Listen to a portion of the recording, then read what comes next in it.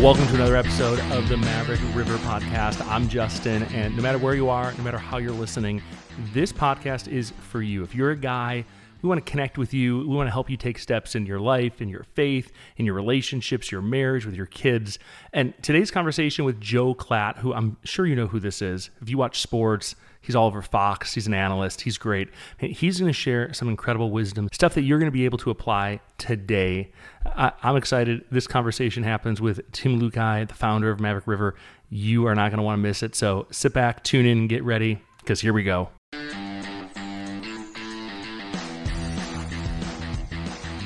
And I lose this real estate job. And Tim, the very same day, Sarah was interviewing for a pharmaceutical sales job and got it.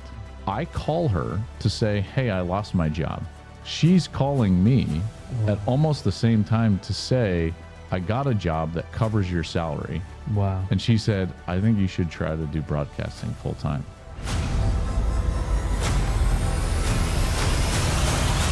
All right, welcome back, everybody. We are here in the studio at the Maverick River Podcast. It's been a little bit of a time. We took some vacation this summer to just kind of pause and be with the family, and I'm really excited to be back in the studio with you guys. Thank you for tuning in as always, and continue to share and send this out to people that might be encouraged and inspired, particularly guys who just need an encouraging word to dig deeper into their faith.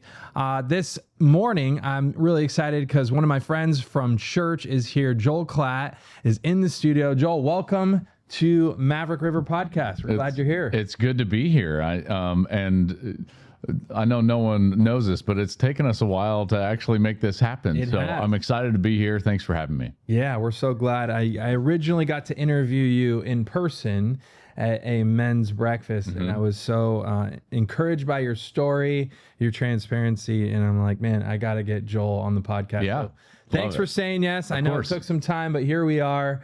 I'd love for you to start off with, I have kind of this dumb tradition of asking some would you rather questions. Yeah, I love it. Let's do it. The first one is tough. If you could only have one meal, basically like one restaurant or your favorite meal for the rest of your life, but every single day, what would you eat? Oh my gosh. I know it's tough. I would immediately regret this, but it would be the Javier's Tablita.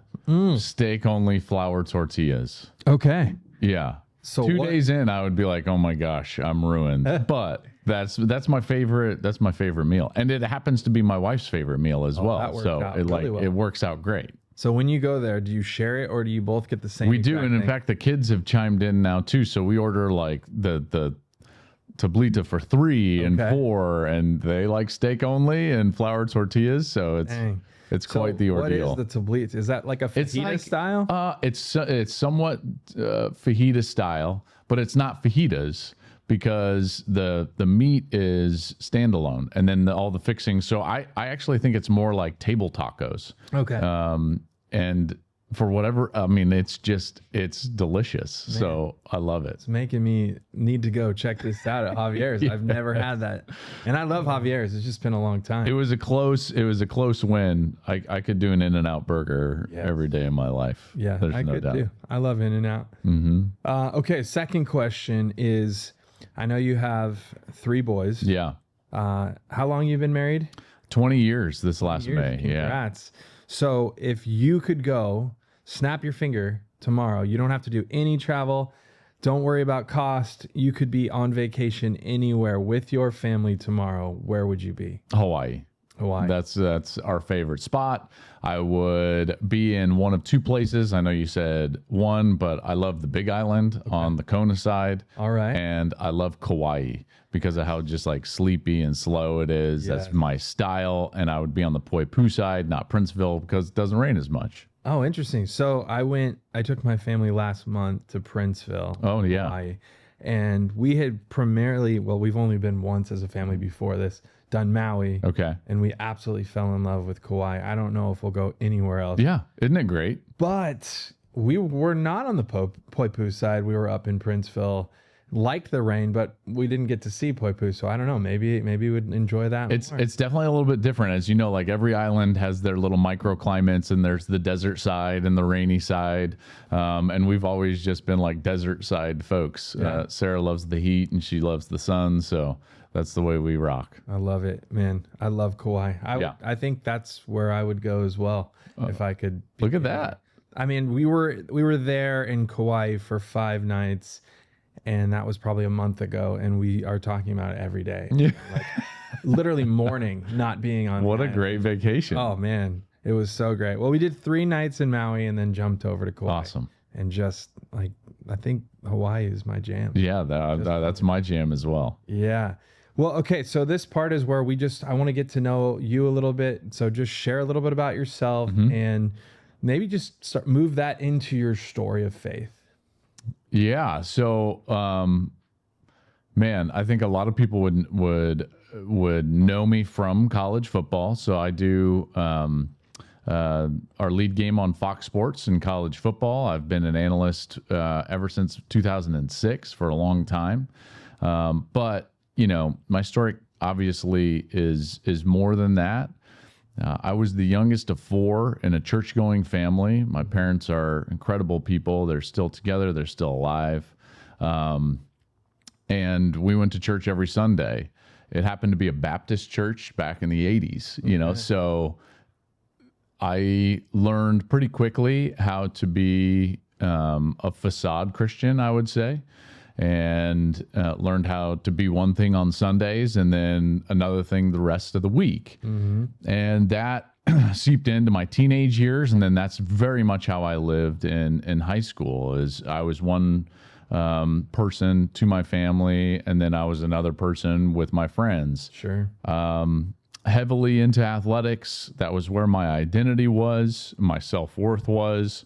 I played football, basketball, and baseball throughout high school. Wow. And then was fortunate enough, but I was drafted to play baseball after my senior year in high school by the San Diego Padres, and I decided to sign. Very worldly decision. I just wanted to say, like, yeah, you know, I'm a pro, and I got drafted. Turns out, I'll get back to this, but it was the worst decision I ever made. Okay. Because, you know, God used it to shape me. But very quickly, I started experiencing failure for the first time in my life from an athletic standpoint, which rocked my identity and worth, you know. And when there's no foundation of who you are or what you are, I started diving into all the worldly things that I was into, you know, in high school, and I very quickly spiraled out of control. This is 18, 19, 20 years old, heavily into drinking, failing in baseball, not having any direction, and I just having that backing of faith, and we had moved to a non-denominational church as a family at that point. I just knew something was missing, you know, inherently having been around it my entire life. So I made the decision I was going to leave baseball, and it was a life decision, not necessarily a spiritual decision or an athletic decision, but it was like, hey, something's wrong here. I need to stop. I would love to not drink as much as I am drinking at this point. And I need some sort of direction. I probably need a degree. You know, I'm sitting here. I'm now 21, and I decided to go to the University of Colorado because you retain your eligibility. They said, "Hey, well, why don't you walk on the football team?" Yeah. So it wasn't even like I was quitting baseball to go play football. I was quitting baseball because I was answering this nudge that at the time I wouldn't have attributed to our Lord, but that's what it was. In hindsight. In hindsight, he was nudging me like, hey man, like I have something more for you. My blessings are more for you than this. The world is never going to quench you. You know, that's what it was. But at the time I was just like, I need to change. So I went back to school and decided to walk on the football team. And almost immediately that was honored by the Lord, and I started seeing both personal and spiritual and athletic success right away. I think, like, long story short, it worked out. Some people transferred, and all of a sudden I was the starting quarterback. And again, I had never even anticipated playing. Yeah. You know, this was not a football decision. I never expected. If I wanted to play football, I would have gone to a smaller school, because I in no way would have thought that I could play at Colorado. And I ended up being a starter for 3 years. That's awesome. He just, you know, honored that decision to follow the nudge, and ended up starting to date my wife in college. We ended up getting married right before my last year. Oh, so you're a ring before graduating. Yeah, ring I did. by spring. Yes. Oh my goodness. I did. She had just graduated college, and I had 1 year left, and we ended up getting married. We always think back, we're like, who let us do that? We were so young. But so how old were you? Is that 22? I was 23. 23 at the time, and she was 22. Got it. But again, yeah, very, very young. I'll try to speed up just No, because you're fine. This is great. what happened going to minor league baseball ended up happening again, like the Israelites in the desert in Exodus. And I know if you go to Mariners, you know we're going through Exodus right now, which is a really incredible series. And it doesn't matter how many times God rescued or pursued, they walked away. And similarly, that's what ended up happening to me. By the time I was a senior, you know, I was gripping again. I was holding on too tightly. My identity was completely in what I was doing, how I was performing. And we ended up having a really tough end to my career that season.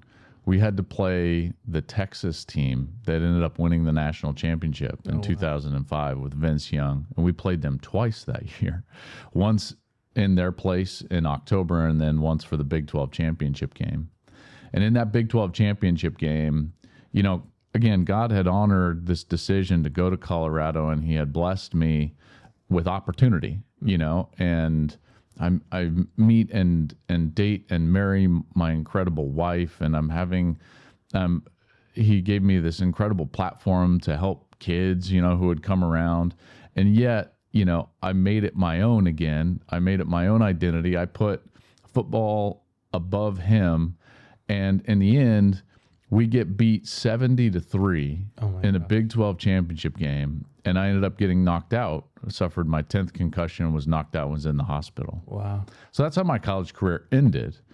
Tried to go play in the NFL, was never really full-hearted into it from a full commitment standpoint. Got signed by the Saints and then the Lions. And I was just kind of burned out, you know, from the pressure and the way everything ended. And Sarah was certainly concerned about my history with head injuries. So that ends up fizzling out. And the reason I'm like an Israelite is because then I just spiraled, you know, because again, now my identity, I'm no longer an athlete. And I just struggled mightily. And how long were you playing in the NFL before? Very briefly. Okay. It was just one training camp in 2006. And for about the next 3 or 4 years, you know, I battled alcoholism and chasing the numbing aspect of that, because I wasn't chasing after the Lord and letting him fill my cup. I wasn't connected to the vine and letting him, you know, prune me and develop the fruits of the Spirit. I was in it for myself and trying to make worldly things quench me and make me happy. And so I started drinking more than I should have. And, you know, and at one point or another, you just have to make the realization, like, I think I have a problem. Right. So when Sarah was pregnant with our oldest, Henry, who's now 13, you know, I had another episode. I was one of these where I wouldn't drink every day, but when I did, I drank a lot. And I had an episode where, I drive home after having too many, and she just looked at me, and we had battled for years in our marriage over this specific thing. And she was like, she just said, listen, I can raise this kid or you can. But like if this sobering word. Yeah. And so that's 14 years ago, and I'm now 14 years sober. So was that conversation just cold turkey done? Yeah, it was. And again, I don't want to make it sound that easy, because we had battled in our marriage for years over this. And, so like, for instance, I know that there are people that still struggle with this in their marriages right now. Right. And they hear that story in such a quick snippet, and they think it's that easy. It's like, well, did you give an ultimatum? But it's not always that clean, as you know. Right. And so I don't want to give people some sort of false sense that could fix everything right away. Yeah. It ended up that way for us, but I was in a really rock bottom, had failed multiple times. Yeah, and a journey where she was really encouraging that be done, it sounds like. Yeah. Yeah. And demanding, right? Not only encouraging. So I just wanted to kind of preface that. No, it's good. We ended up getting an opportunity to move out here kind of shortly after for my career. And we came out here, and then 3 years after moving to Los Angeles, we ended up in Orange County. And I got to tell you, I don't know how or why. We followed some friends that we had met when we lived in Los Angeles, and they were really great, godly people. They go to Mariners now. We have kids, and they're at MCS where we're at from a school perspective, but just great, godly people. And they say to us one day, like, hey, we're going to move to Newport. And we were like, where's that? That sounds awesome, And we followed them down here. That's it. I mean, that's it. We had no connection here. We didn't know anybody. We didn't know any of the churches. We didn't know any of the schools. Before, we had been here. We had driven through a couple of times, like been to Balboa Island, and we were like, well, this is a nice place. Pretty cool. So we end up coming down here, and I tell you what, like the faithfulness of the Lord is incredible, because we prayed about it. We could have moved back to Colorado, but that was the safe choice. We could have stayed in LA, but that was the dark choice. And we just kind of came down here just following just like prayer, and he has just abundantly blessed that decision with community, with a church, with school that is blessing our children, and more than anything, an environment where, and I'll bring this finally back to this, my faith story is, my faith has just been able to grow and expand and become authentic, because of the people around us here, the community we have around us here. And ever since basically COVID, there's not many days that I haven't been in the Word. And so the idea of the abiding and constantly searching after Him has really paid off. So a really long answer. That's what I want to give you kind of my story. And if you go back in hindsight, and I love doing this, I don't think we do this as much as we should as Christian, and in particular men, as we're leading our families. But to just overlay, your spiritual walk over a timeline of events over your life, and see the faithfulness of the Lord in the periods that when you're seeking Him, He is blessing you. And it is so apparent to me, when you make a decision, or when you are in a season where you're really seeking after the Lord, the ways that He blesses that. And I can see that in my story in abundance. That's amazing. No, thanks I like the long version. That's what I was looking for. There is a couple things I want to just ask because I think it's so relevant to primarily the audience is men that are listening to this, although we have all sorts of people listen to this. It's really for anyone, but Maverick River is a ministry all about helping men ignite them to follow Jesus, and that radically transforms their whole family. That's what we're all about. And so one of the things I think is helpful to hear, because I know it's so many of the guys' stories that I get to, and even my story, sometimes my identity gets wrapped into, oh, I'm a pastor at Mariners, or I'm this or that. And so talk a little bit more about the parts of the story and the journey of reconciling I'm a child of God versus I'm an athlete. I'm a collegiate quarterback. I'm, in the NFL, or I'm going to go play in the MLB. Yeah. I'd love to talk a little bit more about identity for a minute.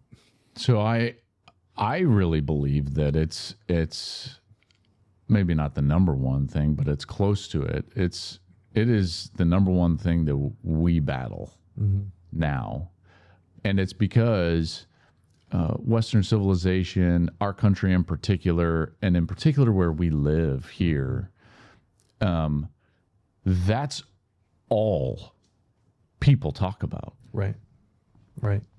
And I think it's a subconscious thing. It's just like kind of the way we go about it. It's the first question or second question you ask somebody when you first meet them is, what do you do? Yeah. There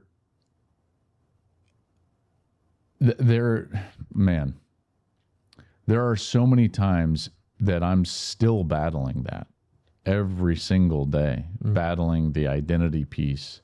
When I unpack it, I think that a lot of it has to do with control.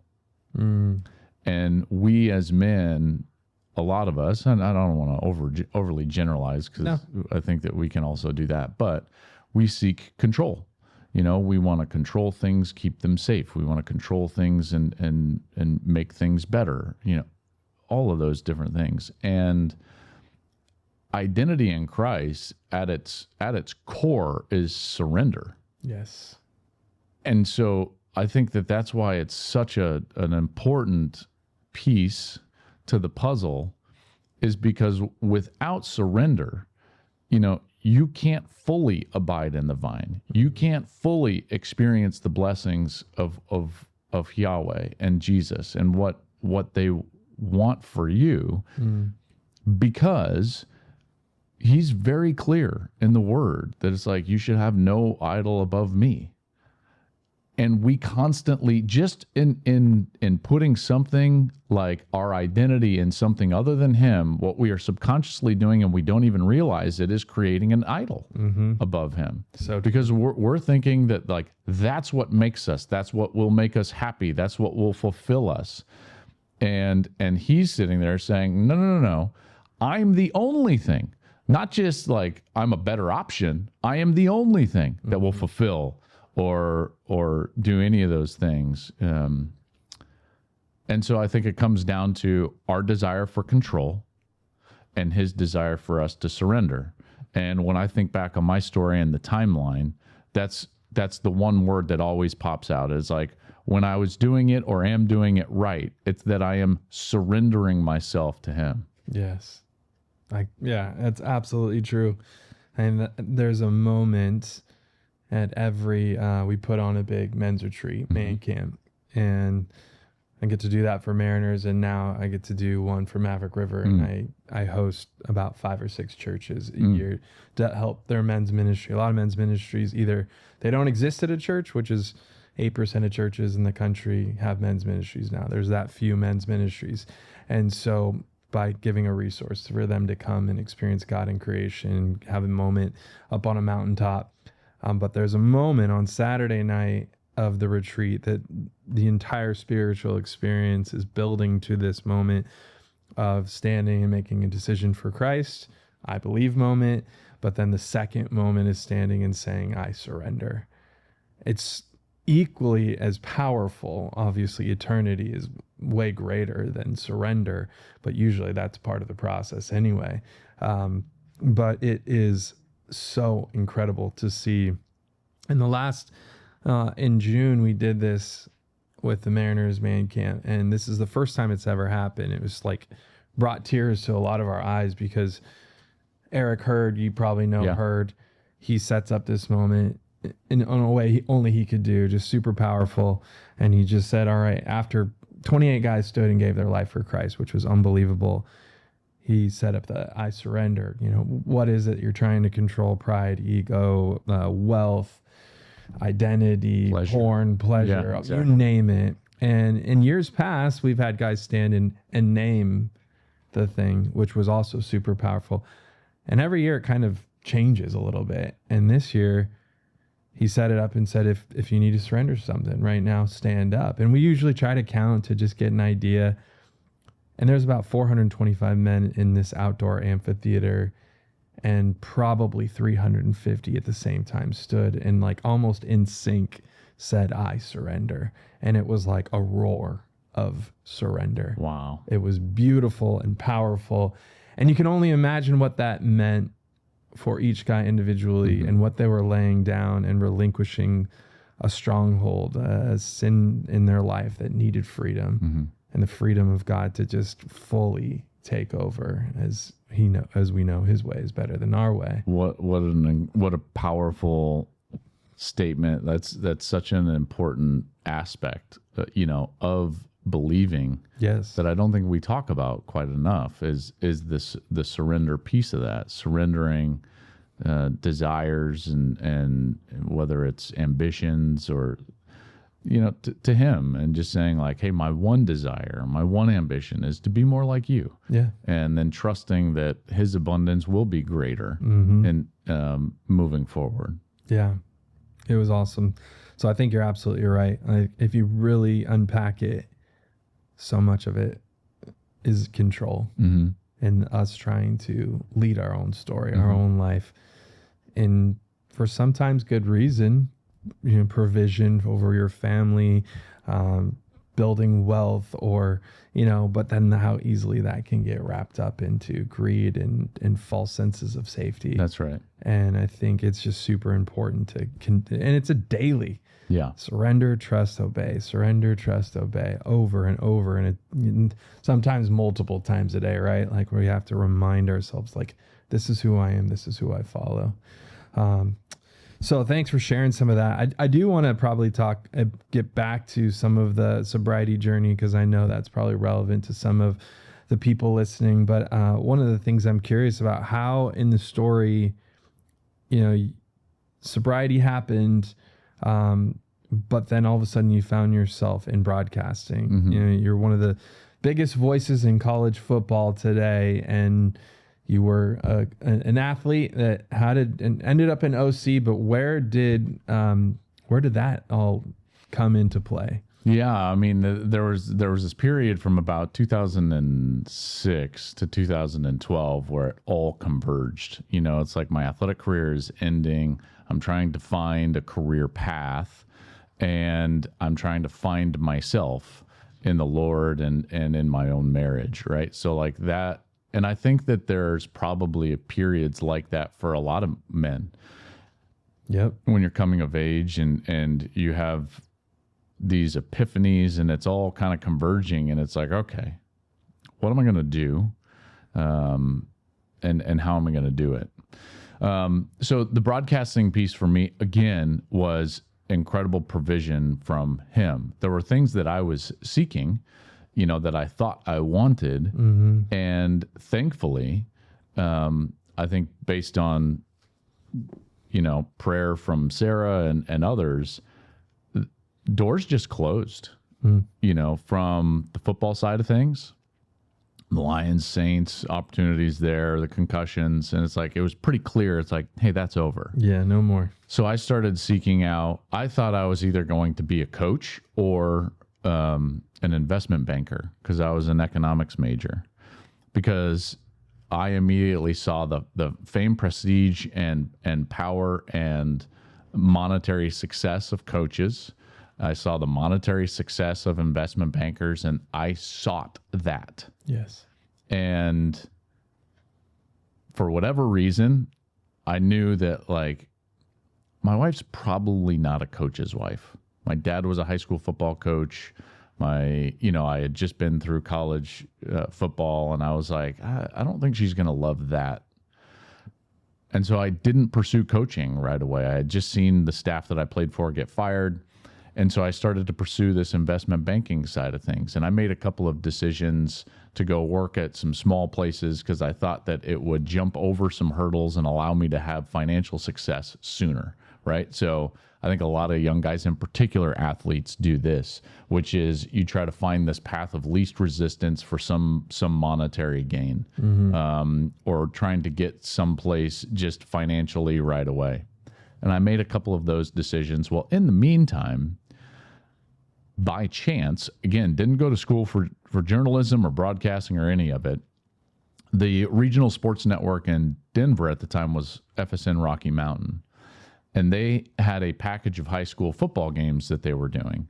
And I didn't even really know about that. But an analyst got sick or quit or something. It's like they didn't have an analyst. And they had covered me at Colorado, knew that I was around back in the Denver area, and called me. And they were like, hey, would you please come be the analyst for a high school football game? And I said no. Because I was like, no, I have a job. I'm good. And the executive producer, kind of the boss, basically kind of begged me and said, I'm in a bind. Will you just do this as a favor? Yeah. I'll give you I think he said $125. And I was like, oh, okay, yeah, I'll do it for $100. So I went and I did a high school football game and was just a fill in. And that same executive producer was waiting for me outside of this high school press box after the game. It was like Aurora Hinckley versus Littleton. And he was like, hey, you were good at that.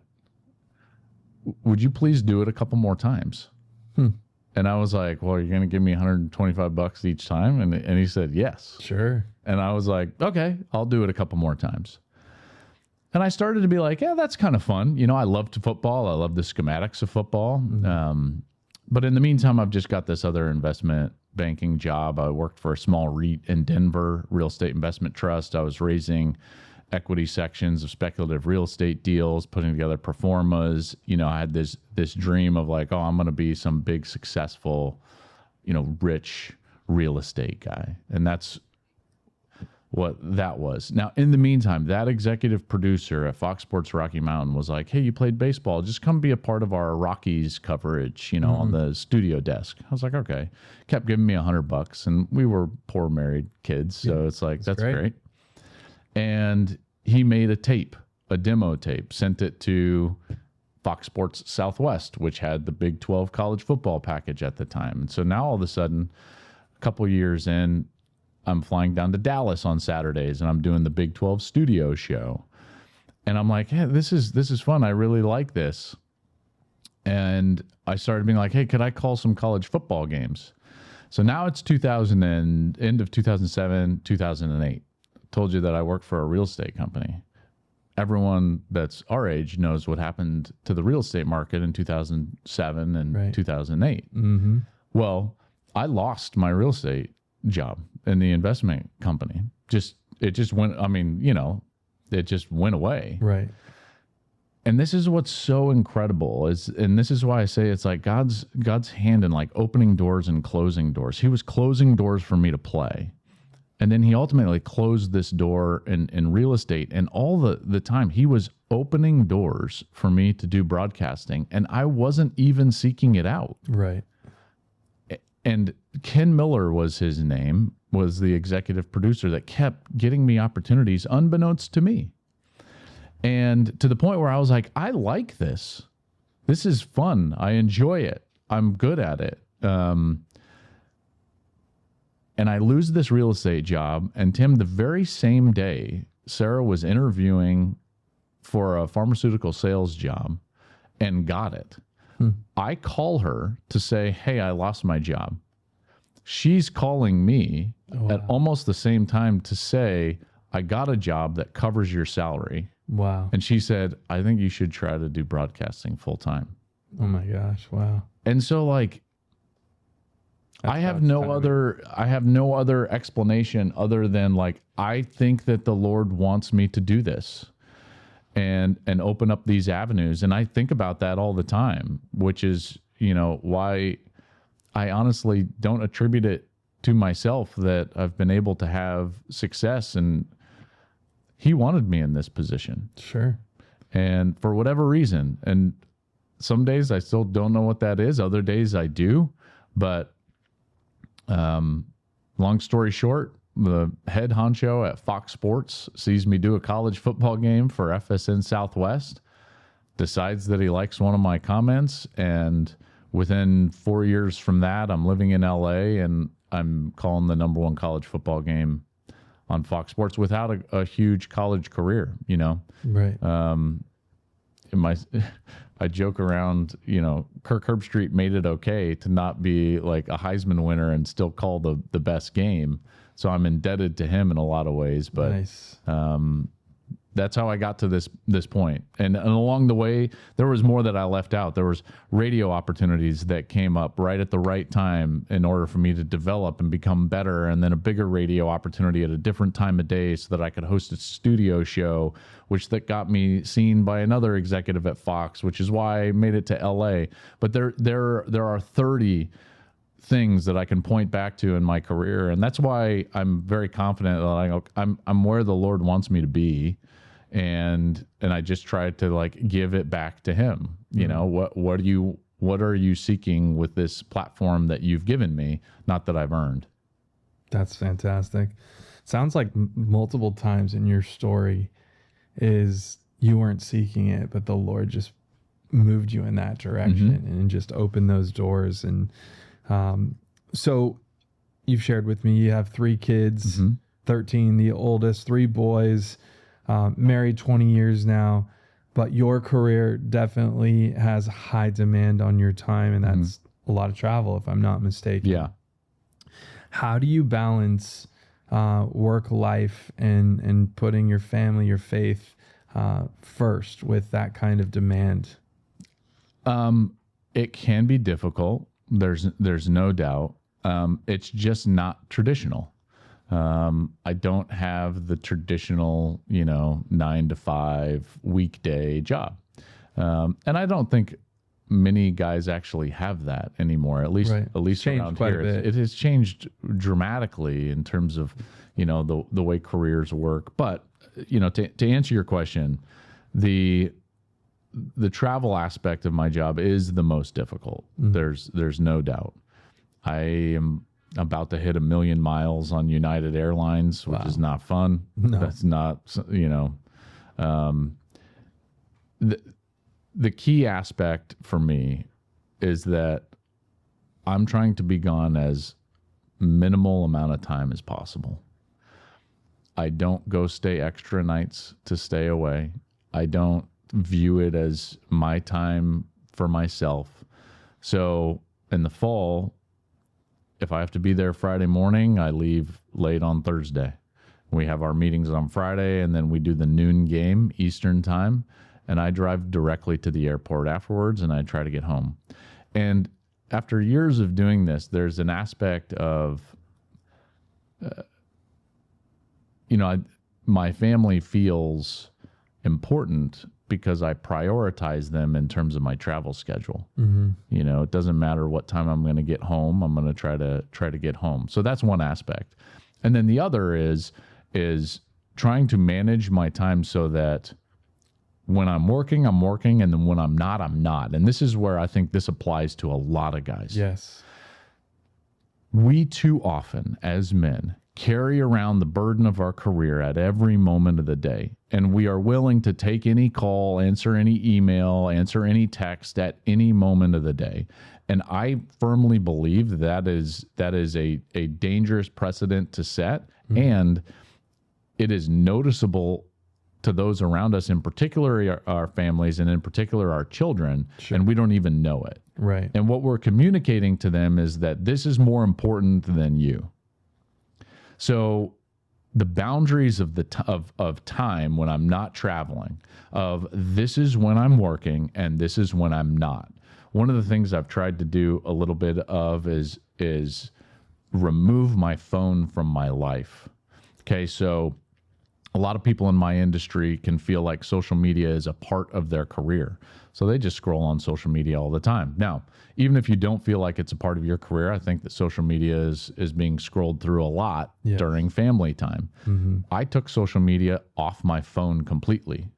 So it's just not even there. I would encourage others to do the same. And then now I've started to just leave my phone in the other room, like old school. You had phones in rooms that were like hardwired. You could leave your phone, disconnect your phone from your body. And in periods when I'm trying to be like with the family, I do that a lot. Leave the phone in the car, leave it at home, something along those lines. And you'd be shocked at the depth and frequency of the conversations you're going to have with your children and your wife, because you're not constantly fully present, distracted by the phone. So those two things is, and there are others obviously, Tim, but like when I'm traveling, I'm trying to prioritize them in the timing of my travel. And then when I'm not traveling, I'm trying to prioritize when am I working and when am I not working, and trying to separate those off. And the one area where I think that bleeds the most is your phone. So be cognizant of your phone. Yeah, so true. Now, I think someone, I think it was Dallas, shared you did something with young adults at church, and you had shared that because college football happens on Saturday, sometimes that's in that late afternoon, evening game, but anytime you could, you'd hop on a plane so that you could be back and go to church with your family on 100%. Sunday. That's really impressive. Yeah, this is what's so great. And I know there are some out there that might listen to this and are college football fans, and they don't like noon kickoffs. Selfishly, you love those. I love noon kickoffs because I am in church on Sunday morning. Yeah. Last year, I made it back every single Sunday.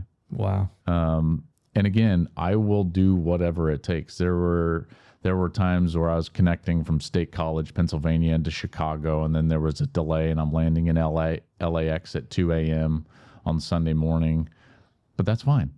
Because again, I feel strongly that it will be powerful for my kids to know that I prioritized going to church. And they know that. Yeah. If I woke up and was just like sleepy and like, guys, I don't feel like it today, they'd be like, what? Like, what's wrong with Dad? So that's something, I remember saying that then, but I love getting back and getting into church. That's awesome. There are some interesting looks. People will be like, look twice and be like, wait, I see you yesterday. Weren't you in Pennsylvania? It's really impressive. Very, very encouraging to hear that kind of commitment to your family and to be in community at church. One of the questions that I asked you the last time we connected was the integration of faith and work and how that plays.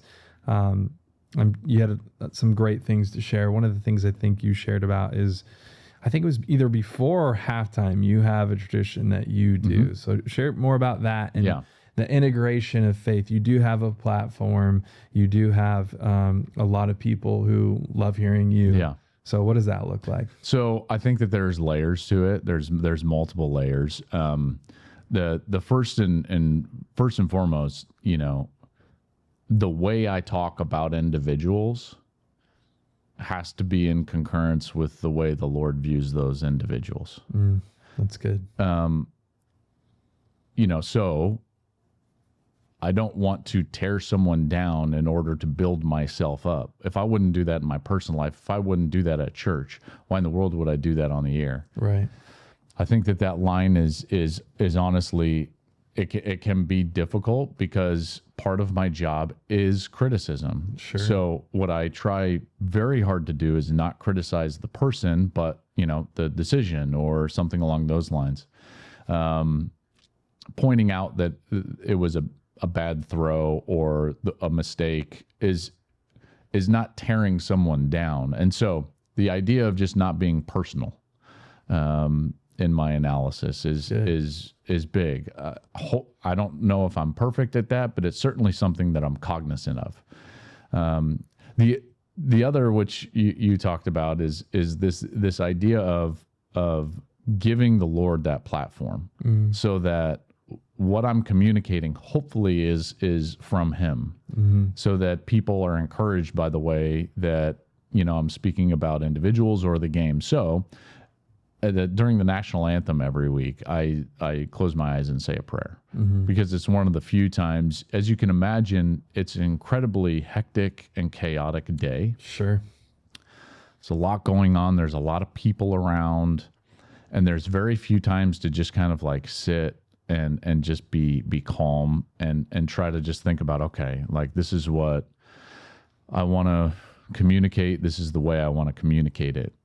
And the national anthem is perfect for that time, because the booth settles down. You're usually about like a minute to air, which is just a high anxiety moment. So you've got what you want to say, and the stadium is silent, and I just close my eyes and I say a prayer, and I stole this from a pastor who has since passed, who I grew up listening to. His name was Jim Dixon. And he used to say at the beginning of every service, may the words of my mouth and the meditations of my heart be pleasing in your sight, is what he used to say at the beginning of every service.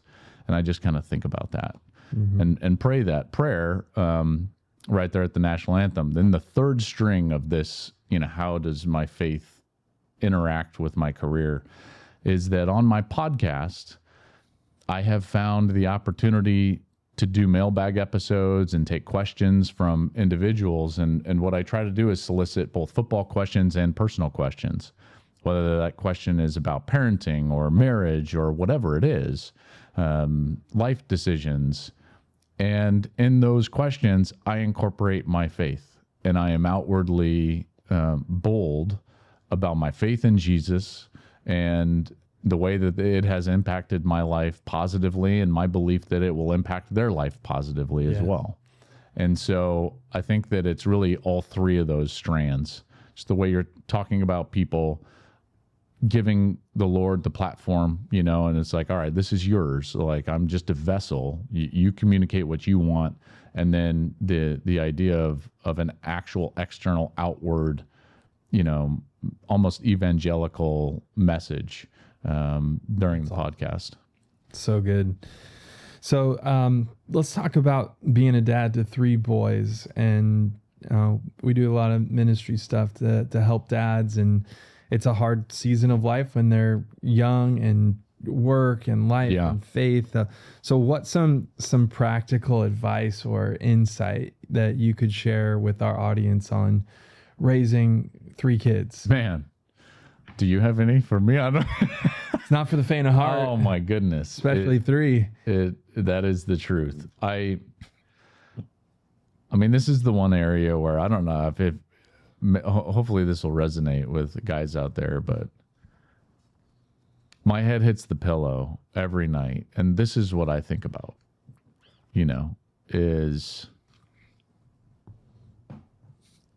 was I a good father today? Oh man, I could have done that better. Man, I could have said that differently. I don't know if anyone has the answer. I think intentionality is huge. I think honesty builds trust. So those 2 things are something that I try to think about quite often. John Tyson wrote a great book for those of you that have sons, The Intentional Father. Yes, so good. It's deep and can be hard to follow, because there's a whole regiment of things that he goes overwhelming. Through. It is a little bit, but the basis of it and the crux of it is just really great. And so intentionality with my sons, I think, is important. I try to not have my faith be separate, so anytime I can, I'll say like, hey, you boys want to do a Bible study? You want to read the word, with your dad? Do you guys have any questions? And anything along those lines. That's the intentionality. And then the honesty for me has been able to build trust. When I feel like I have not parented well, I go to them and I ask for their forgiveness. And I tell them specifically, hey, Dad said this or did this, and I regret it. I don't think it was right. And this is why, and I'm asking for your forgiveness. You know, I'm not going to be perfect at this. And I tell my oldest all the time, hey man, this is my first time with someone your age. And he kind of laughs at me, you know? So those two things, I think intentionality and honesty, would just be two areas that I would encourage guys to think about, look at, because I certainly don't do it perfect. I listen to a lot of podcasts like this, and you guys are incredible at what you do. I don't ever want to come across as if I'm doing all of this perfect. Yeah, no doubt. These are just efforts. But I also know that that's biblical. You know, like we are always going to fall short. But if we have the greater intention, if we have the kingdom-minded, you know, aspect in our head, he will honor those actions. Yeah, so good. So I actually read The Intentional Father earlier this summer, and because my son he's going to be turning 13 this summer, and you know, feel the pressure of the rite of passage. I know. And since your boy's a bit older than mine, have you moved into some of any of that in rite of passage process that John encourages? Hopefully he doesn't listen to this before we do this, but I have a secret trip planned that he does not know about. Something that we share together that we love, and just time. And I'm planning on you know, giving him a special gift and writing him a long letter. I'm taking him to Boston. Awesome. To see Nate Bargatze. Oh yeah. You know, like he and we share that comedy aspect and really love it. That's so fun. This summer? Yeah. Okay. Yeah. So we're recording. What is this? This is the 14th of July, and I'm taking him August 8th. So hopefully he doesn't listen to this. Yeah. Well, let's not send him the link. I'm not ruining the surprise. Wait till after the trip. I'm not sending the link. Yeah. But yeah. So I am gonna do that. That's really cool. Hopefully that'll be fun. Yeah, that'll be great. No, I do a 10-year trip. Oh, okay. So, but the 10-year trip, I think that's my boys go first, so boy, girl. And on that trip is just the time to really be intentional, have meaningful conversations, and but also that's when the, you know, birds and the bees talk is integrated. And it's like phase one. It's very PG versus the full. But that's been a really powerful thing. And I ask questions. Like I have a 10-year-old, so we went to Catalina Island for a weekend, and just, hey, how am I doing as a dad? Where can I improve? And where have I messed up? And had a moment to confess and apologize. And it felt really healing and special, and obviously building a core memory. But then I think later, kind of like what John Tyson talks about, and Mark Batterson wrote a book about it as well. His trip's like a more pretty gnarly, like not a, you know, trip to Catalina or Boston, but like, hey, let's go climb the Grand Canyon. Oh, dude. His are more intense. Tim, I've got no outside skills. So if I tried to do that with my sons, I'd be putting us in danger. Yeah, no doubt. Like I've got none. Yeah. I've never really been camping in my life. So yours are less adventurous, which I think is fine. It's really about the time and the intentionality of it. So I'm beginning to thinking through what that looks like. Took tons of notes in Tyson's book. Yeah. I'm like, and I appreciate his preface of, this is how I did it. This isn't how you have to do it. Also, kind of like you shared, none of us have this completely figured out, or we're far from perfect on it. And but I did share with my oldest, like in the beginning of summer, like, hey, this is a big birthday. Yeah, we're gonna start doing some stuff together, a little bit more intentional about you moving towards being a man. I have a great mentor. Have you read the book The Art of Neighboring? I have not. Okay, so mentor of mine from Colorado, where I grew up, wrote that book along with another gentleman. But anyways, he's also a great father mentor. And he's given me these annual questions to just sit down with your sons or daughters, either, it doesn't matter, and ask questions just like, hey, when dad does fill in the blank, you feel most loved. When dad does blank, you don't feel loved, or it makes you most frustrated. What is the one thing or goal you want to achieve this year, and how can dad help you achieve that thing or goal? That's like great. These questions, and I tell you, it bonds you with your kids, because there's like this mutual shared, experience. And I know that Tyson talks about similar things, but these things, these are one-off, not those are a little easier, a little more user friendly. It's really a powerful exercise to ask your son or daughter, like, one, how are you doing? And then two, like, hey, communicate to me how I'm doing. Yes. I think that's a big piece. It's huge.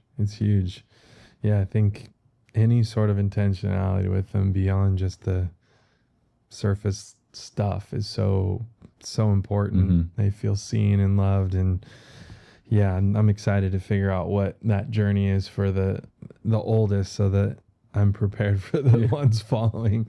But man, thank you for being here today. You bet, man. One of the things, as you know, that this ministry is all about helping build men's ministries and engaging guys in God's word, abiding in Christ, that you've shared quite a bit about. And so any kind of final wisdom for the guys out there listening to just encourage them today?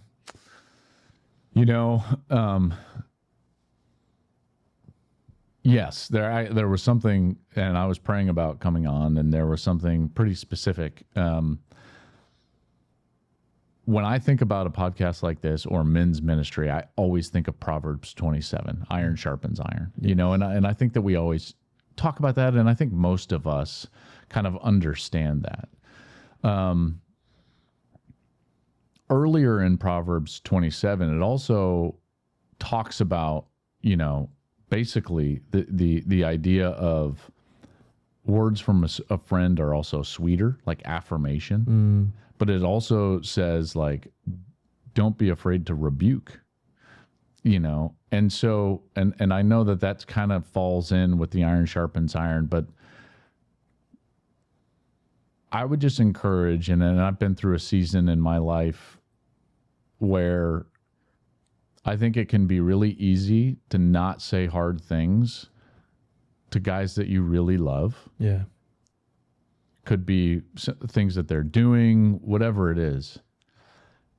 And when it gets brought in love, the Bible is telling us that it is not just good for us, but our duty as believers and as men to bring things to the surface that our friends are struggling with, so that we can help them out of those seasons. And I just, like I said, it's been a season where that's actually been fruitful. Difficult conversations with a couple of friends have really impacted in a positive way. And so the idea of, like, what does iron sharpen iron really mean? It means that you have to be a piece of iron. Yeah.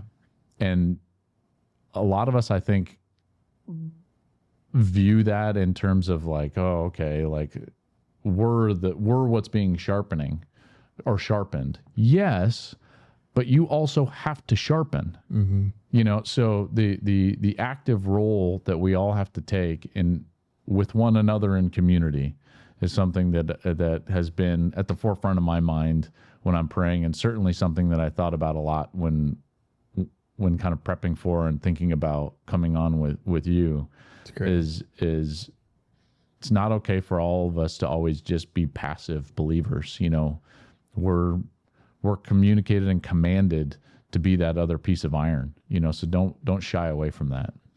Yeah, I think one of the things I hear you say is there are key friendships in your life that have given you those rebukes and that affirmation, your brothers, and that that's a really important thing, because there's a lot of, articles out right now, especially coming out of 2020 in isolation. Men kind of sometimes, not always, not to generalize, but there's a default to isolation. 100%. And there's what's called the friendship recession, and it's plaguing men in particular, where there's other things in our life that have taken precedent, whether good things, our marriage and our family, or things that are also good, our career, but with balance. And sometimes the order of the way we position our priorities gets out of whack. Yeah. And one of those things, is friendship Yeah. and community that can come below, too far down, and sometimes not at all. And so in order to sharpen iron, we have to be in community, and ideally a biblical community where we can use God's word as a tool to rebuke and to love, and with truth and grace. And so the encouragement, I would say, is you need to be in community, in a biblical community, and build friendships that you can feel safe, which you shared, you have. And I think there's men in my life that I've given license to call me out. Yeah. Like, please, like, I don't want to have this blind spot that is very clear to others. Yeah. That you're the person that needs to call me out. And I don't want to be another story of failure. Yeah. Because I was just too far gone and blind to something. So absolutely imperative to have that community. And I mean, you said it, but like isolation is so dangerous. oh my goodness. So dangerous. And in particular, like, gentlemen, like, be clear-eyed about what's happening in technology. Artificial relationships are artificial. Yeah. There will be, and Eric did a great sermon on this, a place for AI. But what we cannot allow it to do is replace human interaction. And in particular, as a man in community, you cannot allow, technology to replace human interaction. I know I repeated myself, but that's going to be vital. Oh yeah. In the coming years. And Dangerous. And for sure. isolation is, you cannot be isolated. It's a dangerous place for anyone, particularly a guy. So be in community, take the red eye to be back at church with your family if need be. Joel, it's been a pleasure. Thanks for having me. Yeah. I loved hearing your story and just your path of God just leading the way and you surrendering and going, I'm yours, Lord. So I would love it if you could pray for our audience to close us out today. That'd be amazing. You bet. Heavenly Father, I am just really thankful for an opportunity like this with Tim to just share and speak about my story, and more particular, your story, and how your faithfulness is abundant and is better at every turn. Lord, I pray that others out there would seek after you, seek after your face, and lay down themselves, surrender themselves, so that your abundance would overfill and overflow in their lives. Lord, I just pray that guys out there would heed the message, not be isolated, develop a community that can help them to grow, and also that would rebuke the things in their life that don't need to be there. Lord, very thankful for you, for your son, Jesus, and we just pray in his name. Amen. Amen. Well, thanks, guys, for tuning in, and we'll see you next time.